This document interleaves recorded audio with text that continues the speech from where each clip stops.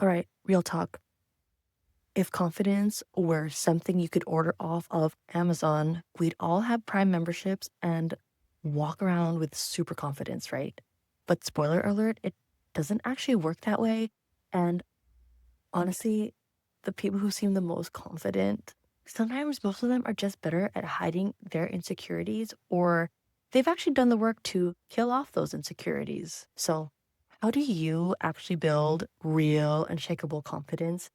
Is it just about faking it? Do you need to be the loudest person in the room? Or, and stay with me here, is the answer hidden in the one insecurity you've been avoiding your whole life? Ah, today I'm going to break it down for real. We're talking about the myth of confidence, why competence is actually your secret weapon, and how asking yourself just one brutally honest question can change everything for you. And if you stick around to the end, I'll share a confidence hack that is so simple. You'll probably roll your eyes, but hey, it works. The myth about confidence. You know what's wild is somewhere along the line, we started believing that confident people are these fearless alpha energy machines who wake up every morning and they're like, yep, I've got this world domination by noon. Yeah, no, that's not confident. That's probably a double espresso mixed with a midlife crisis. Here's the deal. Confidence isn't about being fearless, okay? It's about comfortable feeling fear and doing the thing anyway. That's it. That's it. If you ever heard fake it till you make it, let me just say, please stop faking it. I've tried it, it doesn't work. You're not auditioning for a role, okay? This is your life. Faking usually leads to one thing: imposter syndrome. And nothing kills real confidence faster than feeling like a fraud. Think about the people who you admire for their confidence. Are they loud? Are they over the top? Constantly trying to prove they're the smartest person in the room? Probably not. Real confidence, it's quiet, it's calm, it's walking into a room and not needing to announce your value because you already know your value. So you don't need to get validation from anyone. And if you're thinking, cool, how do I get there? Don't worry, that's exactly where we're headed next. Part two, confidence creates confidence. Okay, so this is where we ditch the motivational fluff and talk about facts. Confidence comes from competence. You're confident in what you're good at, right? Nobody's freaking out about how to tie their shoes or how to make that one meal they've cooked 100 times. Why? Because you've done it 100 times. You've earned the confidence through repetition.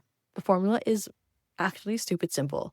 It goes, you learn your skill, then you do the repetition, and then you become a master, and then you have confidence. But here's where most people mess up. They think confidence comes before they start doing something. Like, oh, I'll go to the gym once I feel confident about working out. No, my friend, you go to the gym, you try to figure things out, you're like flopping around like a confused jellyfish for a while, and then you get good. Then you feel confident. That's how this all works. So start small and then win small. Want to be more confident socially? I told this to someone. Start by making eye contact and smiling at one person a day. You don't have to deliver a TED talk at Starbucks. You don't even have to have a full conversation. Just start out with, hey, how are you? Or hey, nice shoes, if they have nice shoes, and then move on before your brain starts panicking. That's a tiny win, and each tiny win stacks up. And before you know it, you are walking taller, talking clearer, and realizing, oh, wow, this simple tip actually works. Okay, so here's the next level of this. Real confidence also comes from knowing who you are. I'm not just talking about what you're good at, but what you actually like what you stand for, your principles, your morals, and yeah, your skills too. Because when you're rock solid on who you are and what you value, people's opinions do not hit the same. You stop bending to fit in because you're already standing comfortably in your own lane. And that's when confidence starts feeling effortless. Spotting your insecurities. Now, let's talk about the fun stuff. Insecurities, your insecurities, my insecurities, the things you avoid thinking about right before bed. Here's the cold truth. Confidence isn't something you magically gain. It's something you uncover by removing the insecurities that are covering it up. Imagine your confidence is like a shiny car parked in the garage, but there's just a pile of junk in front of it. Old emotional baggage, some I'm not good enough narratives, maybe a box labeled, "Who do you think you are?" Your job isn't to build the car, it's already there. Your job is to start hauling that junk out of the garage. So, how do you spot these insecurities, you ask? Easy. This is what you do. You ask yourself, what situations make me shrink? What situations make me feel uneasy? Do you go quiet in group conversations? Do you feel awkward posting in a selfie? Is there somebody that is a mirror for you and reflects back that insecurity? Do you dread speaking up at work meetings? Wherever you feel that little sting of discomfort, that's where the insecurity lives. And that's good that you're feeling that because it's telling you where you need to do the work. And guess what? Most of us have gotten really good at avoiding these situations entirely, but every time you avoid it, you're basically handing over your confidence over like, here, take it. I'm not using it anyways. It's time to call those insecurities out one by one.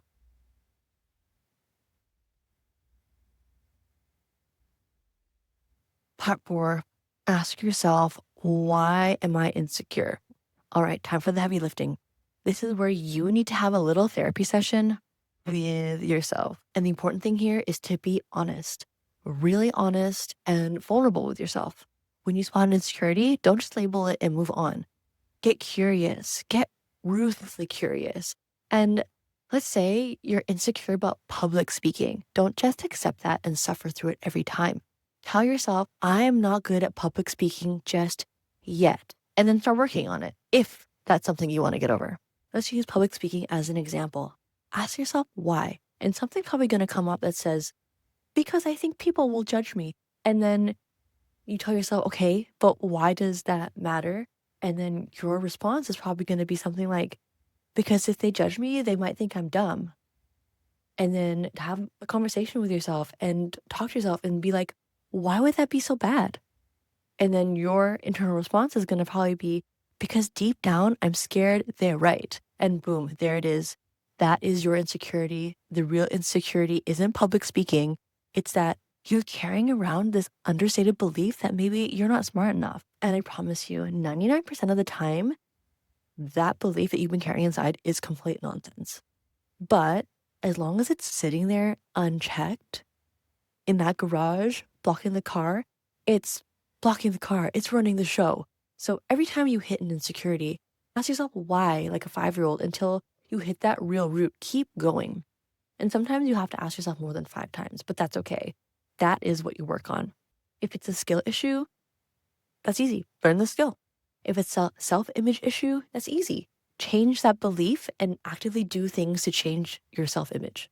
If it's just outdated emotional baggage, honestly, pack it up and ship it out. Confidence is not about having all the answers. It's about being brave enough to ask yourself the right questions over and over again.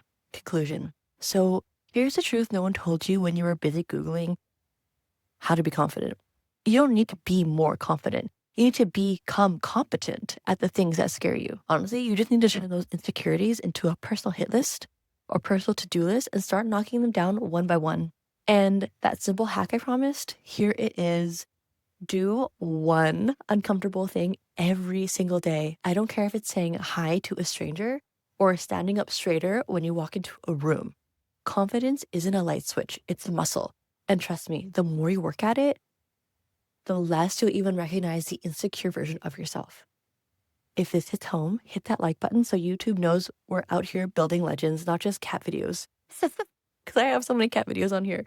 And hey, subscribe because you've got way more power in you than you think, and I'm here to help you find it. Okay, bye guys.